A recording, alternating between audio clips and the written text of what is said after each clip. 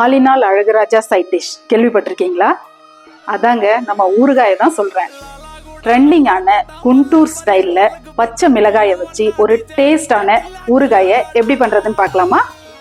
வாங்க வீடியோக்குள்ள போலாம்.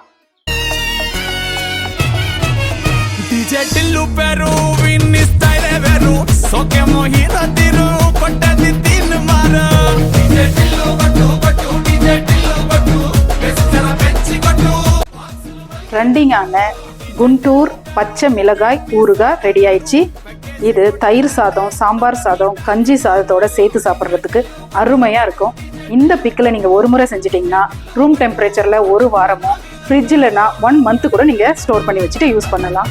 இந்த ரெசிபியை நீங்களும் உங்கள் வீட்டில் ட்ரை பண்ணி உங்களோட எக்ஸ்பீரியன்ஸை மறக்காமல் கமெண்ட்ஸில் ஷேர் பண்ணுங்கள்.